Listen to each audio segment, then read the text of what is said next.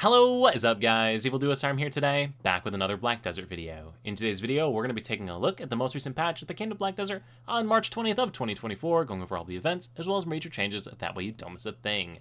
This week's patch does bring a few cool little events, as well as some nice little tweaks, nothing too crazy content-wise, but some stuff you want to look at. And quickly before we get into it, if you're new to the channel, new to Black Desert, or you've been watching videos on the channel, and still have not subscribed yet, please consider it. Helps to grow my channel, you stay up to date with new content, and we both win. And one more little quick announcement.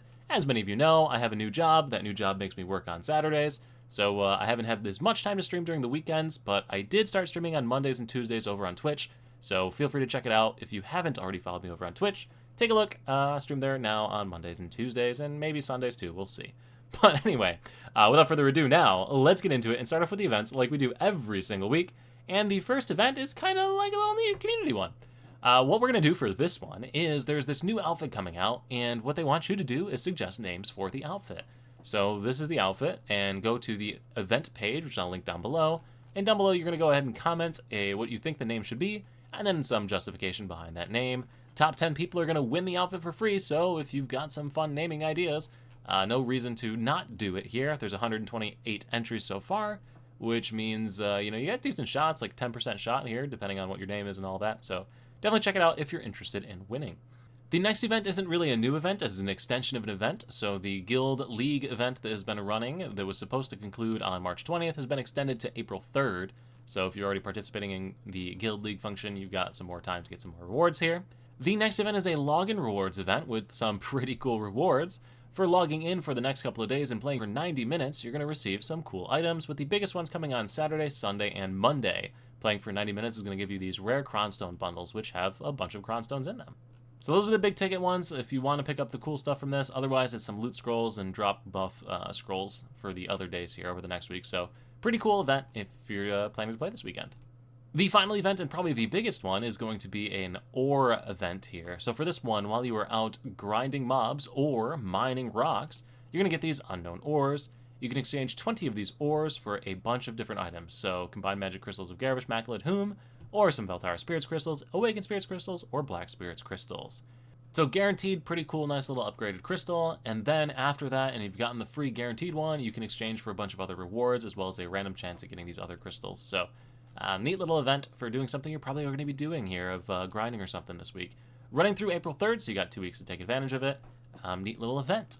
That is it for the events, though, so we can now move on into the patch notes themselves, and the patch notes themselves don't have a ton. Again, it's a rather light patch this time.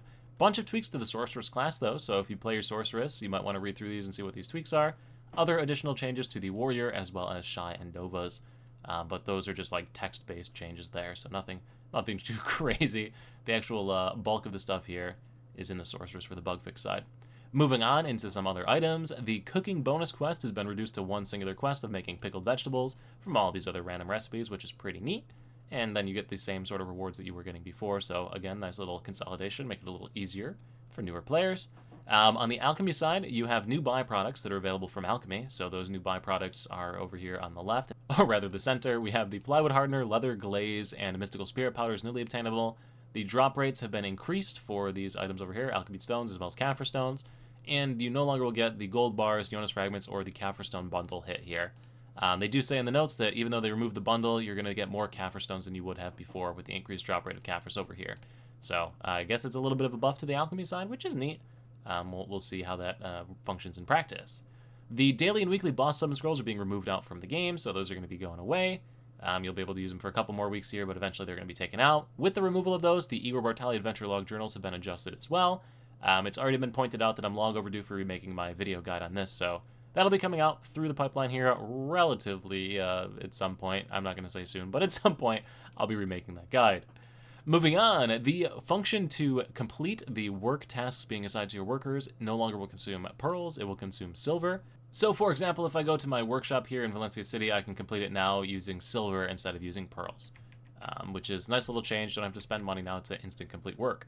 Moving on a bit further, we have some changes to mounts, and this is probably overdue, but with the increasing overall tier of horses that people can obtain, they're removing the tier 1 through 5 horses essentially. So if you breed tier 6 or higher horses together, you'll never get anything lower than tier 6, where before you used to have a probability of it.